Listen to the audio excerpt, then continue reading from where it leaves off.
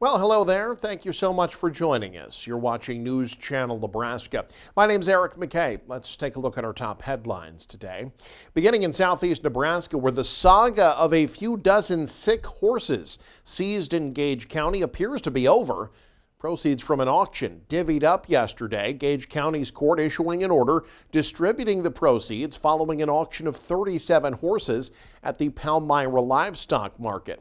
The auction took place last month, brought in nearly $185,000. Now that money will be divided among multiple entities. The Ipana Horse Rescue getting over $32,000 from Gage County for caring for the horses prior to the sale.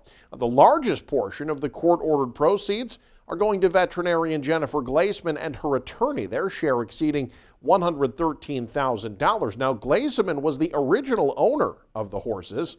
She was not criminally charged in the case. However, she is not permitted to own horses again until August of next year.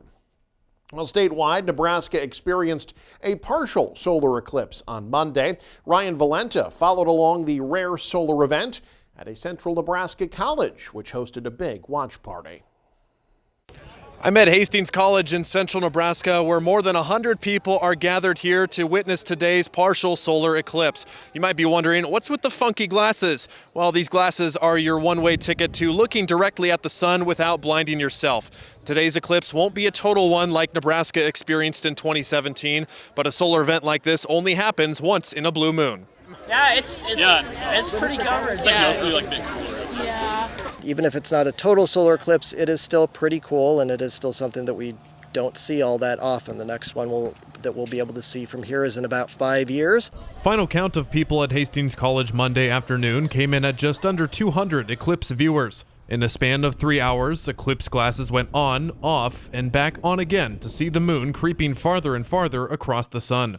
Hey, well, if you plan on going to that one, Doesn't matter what angle I look at it from. Hastings College Associate Professor of Physics and Astronomy Dr. Brad Peterson and his optics class students helped everyone involved view the eclipse in multiple different ways, which included the trusty eclipse glasses and technologies the college didn't have during the last total eclipse in 2017. In 2017, we just had those basic ones, but here we actually have like a couple tripods set up with phone filter cameras, so you can actually take pictures of it safely, and it doesn't come out a blurry mess, which is nice. Today was special for some, especially for those from out of country who had never seen a solar event like this before. It was a cool experience. I've never seen stuff like that before, so it's once in a lifetime for me probably.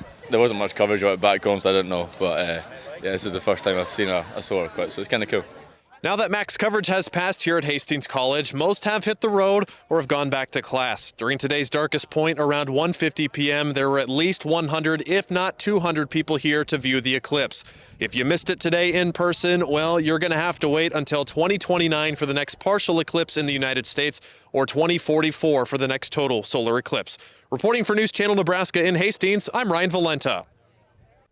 No one in Nebraska was closer to the total eclipse than Falls City. And as Dan Swanson reports, one elementary school used the occasion to teach and inspire. Students at North Elementary in Falls City learned about eclipses leading up to Monday's big event and got to see the 84.3% totality from their schoolyard. Elementary Principal Shelley Layden said classroom teachers put together educational experiences pertaining to their grades, including their reading series and Scholastic News readers. Now it's just a matter of understanding what's happening and seeing it with their eyes. When you ask a student that's in age 3 to 8, mostly a lot of them have shared, it just looks like there's a banana up in the sky. So from their perspective, that's what their eclipse is.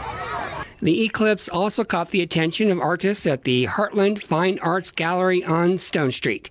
The 2017 eclipse had inspired some local artwork, and the women expect the latest celestial rarity to make an impact in the city of art.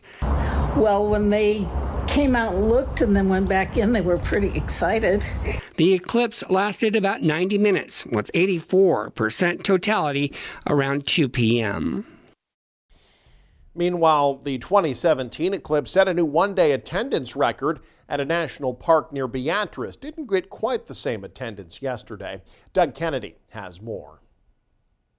No traffic jams this time. Still, the partial solar eclipse brought out over 100 eclipse watchers to the Homestead National Historical Park to view through protected glasses or filtered telescopes that were provided. Glasses for the first 200 people that come out today, and then the Friends of Homestead have also provided moon pies for the first 200 visitors as well to help celebrate the partial eclipse that we're experiencing today. So we have telescopes with sun filters on them so they are safe, and we'll be able to view the eclipse through that as well. Plenty of space at the south side of the Heritage Center, unlike 2017 when upwards of 20,000 to 25,000 people came to the park to experience the eclipse when Nebraska was in the path of totality. Many areas along the path of totality this time were expected to be fighting cloud cover. Not the case at the Homestead. We have lucked out today. It is a beautiful day to be out at the park.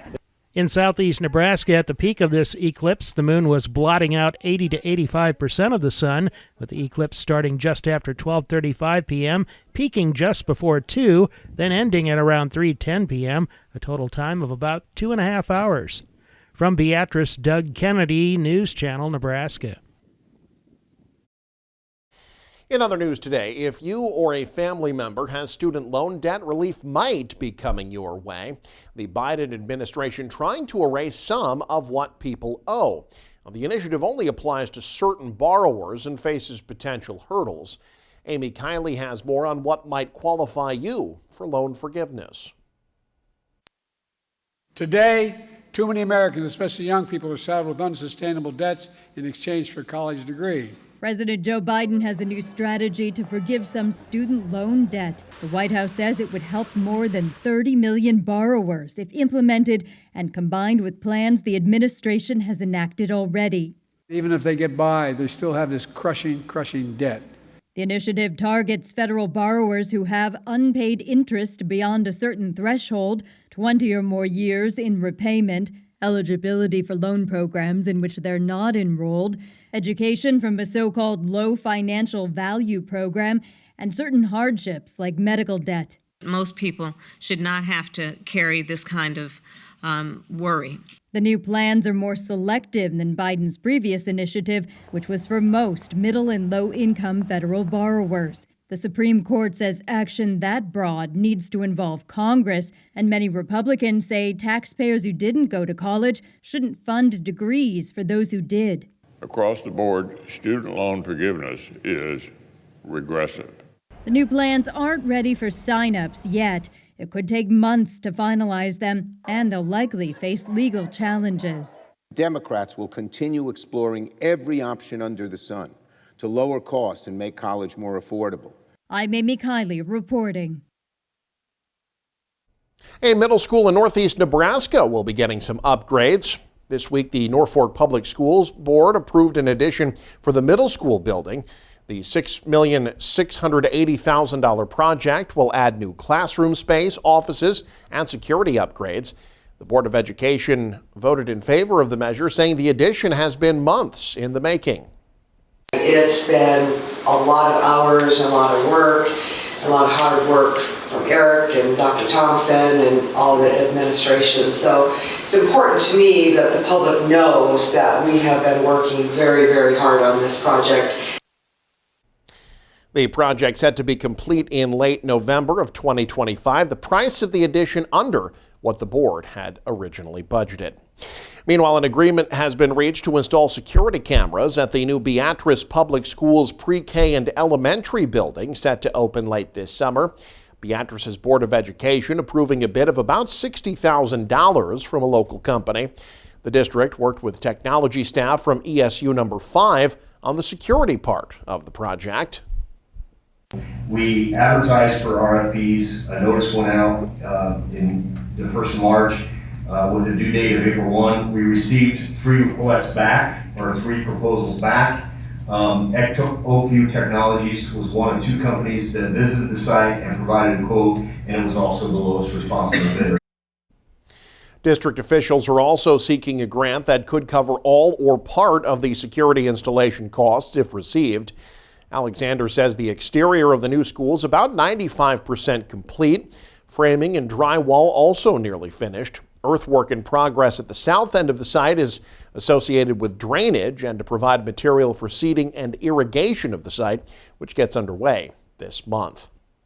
The Nebraska Community Blood Bank of Lincoln declaring a blood emergency, this after a period of low donor turnout because of holidays and school breaks. There's about a 2 to 3 day supply of type O negative, as well as a critical shortage of platelets. Type O's, the universal blood type, represents just 6% of the U.S. population. The blood type most often used in trauma situations because it allows for immediate transfusions during emergencies. The blood bank says the current supply is critical. Donors are especially needed. They say they're still recovering from a nearly 50% decrease of youth and first-time donors since 2019. And if you like bulls and you like Larry the Cable Guy, well, Saturday's going to be your day. The Professional Bull Riders Tour is coming through Lincoln on Saturday, and one of Larry the Cable Guy's bulls will be on the program.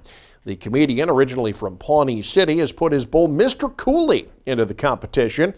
The winner of the event involving Mr. Cooley will get $10,000. So far, Mr. Cooley has appeared in 37 PBR events, boasting a 95.7 buck off rate.